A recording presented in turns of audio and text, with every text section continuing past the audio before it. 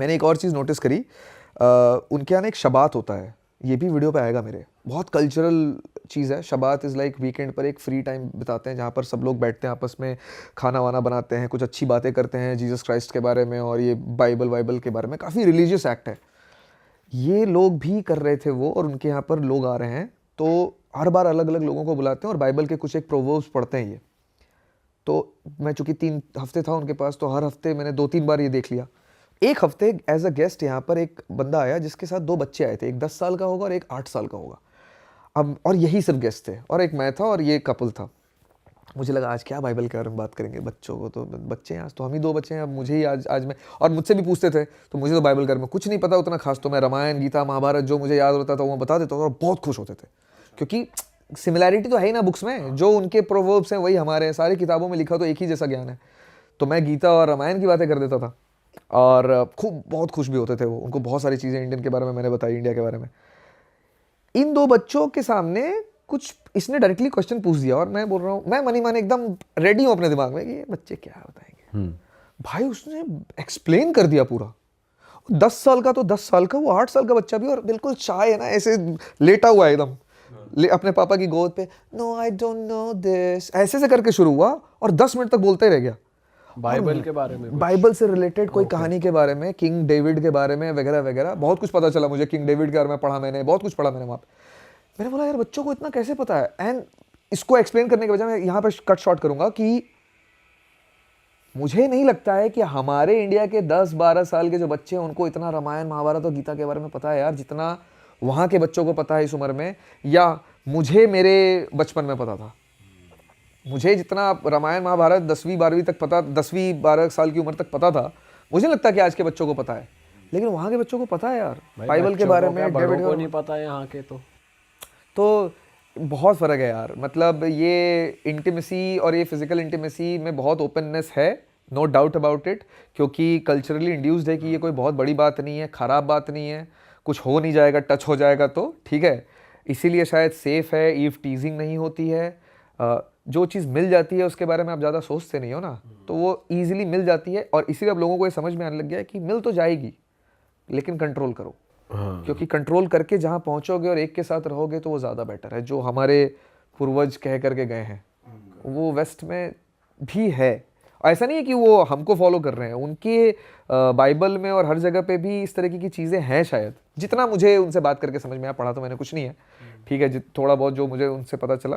सो या this is their culture man. अच्छा भाई, आप रिसेंटली चाइना होकर आया। हाँ। चाइना कैसा लगा आपको, सिंस आप यूएस चाइना दोनों घूम चुके हो, और दोनों कंट्रीज़ में ही आजकल सुपर पावर बनने का कंपटीशन चल रहा है, और इंडिया पता नहीं क्यों दावेदारी में आता है, पर हालांकि हम हवाबाजी में नंबर 1 है ही है, पर रियलिटी आप अगर बता पाओ। देखो इंडिया और चाइना के बीच में कितना कंपैरिजन है ना, ये मैं आपको इस बात से बताता हूँ कि यूएस भी चाइना के आसपास नहीं है। अब आप समझ लो इंडिया कहाँ है, बोलने की ज़रूरत है नहीं है ना। मैं शंघाई में था इस साल, मैं टोरंटो में रहता हूँ, वहाँ का स्काईलाइन बहुत अच्छा है। न्यूयॉर्क और सैन फ्रांसिस्को के बाद मुझे सबसे अच्छा स्काईलाइन टोरंटो का लगता है, और है भी, ठीक है। और मैं डाउनटाउन में रहता हूँ, अभी तो नहीं रहता लेकिन रहता था, काफ़ी वक्त रहा हूँ मैं वहाँ पे।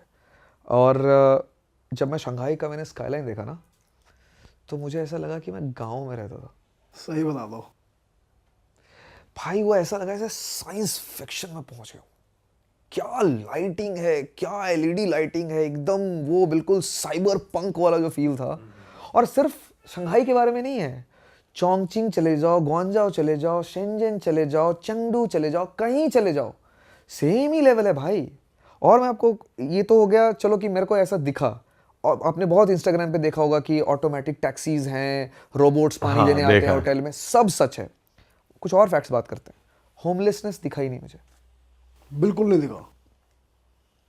चोरी चमारी दिखी नहीं। मैं हॉस्टल में था, $10 का हॉस्टल था, कितना, 800 रुपये। हॉस्टल के अंदर साफ सफाई इतनी ज़्यादा थी कि वो वॉशरूम के अंदर जाता था तो ऐसा लगता था कि क्या बढ़िया खूबसूरत, इतना अच्छा स्मेल कर रहा है और इतना क्लीन है यार। वो सीट अपने आप उठ जा रही है, अपने आप नीचे चली जा रही है, गर्म हो जा रही है, हाथ डालो साबुन आ जा रहा है, हाथ डालो हवा चल रही है, हाथ डालो पेपर नैपकिन आ जा रहा है, इतना साफ सुथरा। अंदर हॉस्टल का रूम भी साफ सुथरा, आपका वो जो बेड है वो भी साफ सुथरा, नीचे एक पूरा लॉबी एरिया है जहाँ पर सारे बच्चे जो हैं वो बैठ करके अपना गेम खेल रहे हैं, मैं भी उनके साथ बैठ करके एडिटिंग कर रहा हूँ या गेम खेल रहा हूँ, जो भी कर रहा हूँ। फिर अचानक से सबके मूड बना, ए चलो आओ खाना खा करके आते हैं। तो मैं उठा कि चलो खाना खा करके आते हैं, मैं अपना लैपटॉप वैपटॉप समेटने लगा, बैग में डाला, बोला इसको रहना यहाँ पे, चलो। फ़ोन उठाया और सब निकल गए। मैंने बोला कोई दिक्कत नहीं है, बोला कोई दिक्कत नहीं है, बोला क्यों, बोला कौन लेके जाएगा, क्यों लेके जाएगा। इट्स नॉट अबाउट कि मॉनिटर हो रहा है, कैमराज लगे हुए हैं, भाई लोग ही नहीं लेकर के जाएंगे क्योंकि लोग ही ऐसे हैं। यूएस में ये पॉसिबल नहीं है भाई, यूएस में ये पॉसिबल नहीं। यूएस के हॉस्टल में तुम छोड़ करके आ जाओ सामान, कोई ना कोई तो उठा ले। आपकी गाड़ी तोड़ तो दी थी। हाँ बिल्कुल, इस पे ये भी एक टॉपिक है, इस पे आते हैं अभी। वो भाई चाइना इतना सॉलिड है कि चोरी चमारी है ही नहीं, लोग इतने प्यारे हैं और इतना ऐसे, और इतने फ्रेंडली लोग, ऐसे हाथ पकड़ पकड़ करके फोटो खिंचा रहे थे मेरे साथ, जैसे फॉरेनर्स के साथ हम यहाँ करते हैं जो गलत, वैसे चाइनीज कर रहे थे मेरे साथ, can I have a picture, and English भी हमारी जनरेशन के साथ इतना प्रॉब्लम नहीं है। और एक अच्छी चीज कि चाइना के अंदर महंगाई ना के बराबर है, ठीक है, हर चीज सस्ती है। जो ट्रेन यूएस में जिस डिस्टेंस के लिए आप 1.5-2 लाख रुपए दे दोगे स्लीपर में, वो ट्रेन चाइना के अंदर 8,000 10,000 रुपए की है, और फास्ट 6-7 टाइम्स फास्ट है अमेरिका से। अमेरिका में वो जो सियाटल टू चलती है शिकागो तक ट्रेन, वो शायद 45 घंटे लेती है, वो सेम डिस्टेंस चाइना 9 घंटे में कंप्लीट करता है, 5 गुना फास्ट है और काफ़ी सस्ते में। और अभी एक और ट्रेन आ रही है, वो 600 किलोमीटर पर आवर है, वो बीजिंग शंघाई के बीच में शुरू होने वाली है। अभी शंघाई में तो शुरू हो गई, एयरपोर्ट से शंघाई तक, वो बीजिंग शंघाई के बीच में शुरू होने वाली है। वो होने के बाद तो ये डिस्टेंस शायद 6 घंटे का हो जाएगा या 5 घंटे का हो जाएगा, सेम डिस्टेंस है 45 घंटे वाला चाइना। और एक और फैक्ट, 35 करोड़ की जनता है यूएस के अंदर, उसमें से सिर्फ 70% के पास अपना घर है खुद का, जो रेंट नहीं देते हैं। कितने हो गए, 20 करोड़ के आसपास। 140 करोड़ हैं लोग रहते हैं चाइना में, उसमें से 90% लोगों के पास अपना घर है।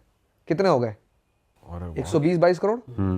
120-22 करोड़ लोगों के पास चाइना में अपना खुद का घर है। और चाइना सिर्फ नंबर ऑफ पीपल में इतना आगे नहीं है, एक्चुअली दुनिया में भी वो नंबर 1 पे। एक छोटे से छोटे देश में भी 100% लोगों के पास घर नहीं है। सही बात है भाई, ये फैक्ट्स, और ये मतलब वो फैक्ट्स हैं जो आप गूगल करके देख सकते हो, ऐसे मेरी बातों पर भरोसा करने की जरूरत नहीं है। तो वहाँ पे चौल वगैरह ऐसा कुछ कहीं दिखता ही नहीं मुझे चाइना तो नहीं में। दिखा भाई, हालांकि चाइना बहुत बड़ा है, मैं इतना नहीं कह सकता कि मैंने पूरा चाइना घुमा है, मैंने बहुत ब्रीफ टूर रहा है मेरा, 2-4 सिटीज़ का ही हुआ है। तो मैं चाइना लेकिन अच्छे से एक्सप्लोर करना चाहता हूँ, जैसे मैं अमेरिका कर रहा हूँ ना इस बार, वैसे मैं चाइना एक्सप्लोर करना चाहता हूँ ये देखने के लिए। और मुझे नहीं लगता है कि चाइना के अंदर मेरा शीशा टूटेगा गाड़ी का। शीशा कहाँ टूटा आपका? अमेरिका में एक जगह है पोर्टलैंड, एक स्टेट है ओरेगन, उसकी कैपिटल है, उसका सबसे बड़ा शहर है। कैपिटल है कि नहीं पता नहीं, बट सबसे बड़ा शहर है। और वहाँ पर मैंने गाड़ी लगाई हॉस्टल के सामने पार्किंग पे, हॉस्टल मेन रोड पे था, मेन रोड पे गाड़ी लगाई मैंने, और मैंने गाड़ी के पार्किंग के पैसे दिए हॉस्टल को, $10 एक दिन का, 24 घंटे की पार्किंग का। और पता नहीं क्यों मेरे दिमाग में ऐसा ना आया कि यार ये मुझे सेफ फील नहीं हो रहा है यहाँ पर, पता नहीं क्यों। तो मैंने गाड़ी के अंदर से ऐसे लैपटॉप मैकबुक सब निकाल लिया, मेन कैमरा निकाल लिया और सब ले जा करके मैंने हॉस्टल में रख लिया और मैं सो गया। अगले दिन सोकर उठा, नीचे गया, गाड़ी में कुछ और सामान रह गया था मेरा, कुछ लाने गया हूँगा नीचे में, और मैंने देखा गाड़ी के पीछे वाला जो विंडो होता है, बैक विंडो, पूरा टूट करके बाहर गिरा हुआ है। और एक बैग था पीछे की साइड पर, लैपटॉप बैग, वो गायब है। मेरी किस्मत अच्छी कि उस लैपटॉप बैग के अंदर कुछ नहीं था, और मुझे नहीं पता कि उस बंदे ने आगे फिर दूसरी चीज़ों को क्यों नहीं देखा, क्योंकि गाड़ी के अंदर बहुत सारा सामान भरा हुआ है। मैं गाड़ी के अंदर रहता हूँ तो बहुत सारा सामान भरा हुआ था। अभी भी उस गाड़ी के अंदर मैंने खोल करके देखा, ड्रोन की बैटरीज थी, ड्रोन था, रिमोट कंट्रोलर था, 1-2-3 गोप्रोस पड़े हुए थे, बहुत कुछ पड़ा हुआ था उस गाड़ी के अंदर। कुछ नहीं तो कम से कम $2-4-5 हज़ार डॉलर का सामान तो गाड़ी के अंदर था। सिर्फ गैजेट्स की बात कर रहा हूँ, जो वो आराम से लेके जा सकता था। क्या किस्मत थी मेरी कि वो नहीं लेकर के गया, मुझे नहीं पता। लेकिन शीशा तो उसने तोड़ा। हो सकता है शायद कोई आ गया हो सकता है वो ड्रंक हो सकता है जो उसके हाथ में आया, उसके बाद उसको लगा कि अरे फुटेज वगैरह चेक करी थी आपने सीसीटीवी पे कि क्या हुआ? सीसीटीवी वहाँ था नहीं। और आपने पुलिस कंप्लेन, क्या फ़ायदा था, सीसीटीवी है नहीं, क्या पता चलेगा। और ये मैंने पता किया कि it's a very common thing, हर दूसरे तीसरे दिन कहीं ना कहीं किसी न किसी का गाड़ी टूट ही रहा है। वहाँ पे पुलिस भी तो लाचार है, कुछ कर नहीं पाती सिटीजन्स के अगेंस्ट। भाई चोरी लीगल कर दी उन्होंने कुछ अमाउंट तक की, तो और क्या ही हेल्पलेस होंगे। पता नहीं, चोरी लीगल करनी पड़ रही है भाई। It's a failed system. Liberty के नाम पर हम पता नहीं क्या क्या चीज़ें कर रहे हैं। भाई हम खुद जब यूएस में थे तो हम खुद सोच रहे थे कि भाई फोन चिपका के रखो अपने से, क्योंकि भाई इतनी चोरी लीगल है तो भाई आराम से चुरा सकते हैं फोन वगैरह। शुभम वो सैन फ्रांसिस्को में जिस दिन पहुंचा उसी दिन मेट्रो में उसका नया कैमरा खरीद के गया था, कैमरा चोरी हो गया। मेट्रो में ऐसे रखा था और इधर देखा और यहाँ से कैमरा गायब हो गया। और मैं चाइना में, शंघाई बड़ा शहर है, बड़े शहरों में ज़्यादा क्राइम होता है, छोटे शहरों की तो बात ही नहीं कर रहा मैं अभी। बड़े शहर में मैं लैपटॉप छोड़ करके, लैपटॉप छोटे छोटे चार्जर्स SD कार्ड सब टेबल पे ऐसे छूटा हुआ है, मैं तो फिर भी ऐसे फ्लैप गिरा रखा है, कुछ लोगों को तो फ्लैप भी ओपन है। और हम खाने गए 2-2 घंटे वॉक करके वापस आए, एक इंटैक्ट चीज़ें रखी हुई हैं हॉस्टल में जहाँ पर ट्रैवलर्स आ रहे जा रहे हैं। बहुत आगे भाई वो देश, तो हमसे तो बहुत ही आगे चला। चाइना एक ऐसी दुनिया में, एक ऐसी जगह पे पहुंच चुका है जहां पर उसका हाथ पकड़ने के लिए ना किसी तरीके का चमत्कार चाहिए भाई। और इस सिर्फ मैं टेक्नोलॉजी की बात नहीं कर रहा हूँ, इसमें इन आर्म फोर्सेस में भी जो उन्होंने अभी इस बार जो उनका शो हुआ था, पता नहीं आपने देखा है नहीं देखा, उन्होंने शो में जिस तरीके की चीज़ें दिखाई हैं, उसके एक फॉरेन टूरिस्ट मिनिस्टर ने कहीं पर स्टेटमेंट दी है कि हम कभी भी न्यूक्लियर पावर इस्तेमाल नहीं करेंगे, but we are capable enough कि हम किसी को करने भी नहीं देंगे, चाहे वो अमेरिका क्यों नहीं हो। उसने स्ट्रेट अमेरिका को बोला था कि अगर अमेरिका ये सोचता है कि वो न्यूक्लियर पावर हमारे खिलाफ इस्तेमाल कर सकता है, no, he won't be able to, and they won't be even knowing that what came and stopped everything, we are that powerful. भाई हाँ, उन्होंने कुछ मच्छर जैसे भी ड्रोन्स बॉम्ब्स बना रखे भाई, मच्छर। भाई टेक्नोलॉजी में तो पता नहीं चाइना कहाँ ही चला गया। अभी मैं आज पढ़ रहा था क्वांटम मैकेनिक्स, पता नहीं आप लोग कितना फॉलो करते हैं। उन्होंने टेलीपोर्टेशन एक चीज़ होती है कि एक जगह से दूसरी जगह पे जगह आवाज़ पहुंचा दी, इन्फॉर्मेशन पहुंचा दी। अभी उन्होंने एक उनकी एक कॉलेज है, उन्होंने ये एक्सपेरिमेंट सफलपूर्वक पूर्ण कर लिया है कि उन्होंने इन्फॉर्मेशन को एक जगह से हज़ारों किलोमीटर दूर टेलीपोर्ट करके पहुंचा दिया। भाई पता नहीं कहीं अलग ही लेवल पे काम कर रहे हैं।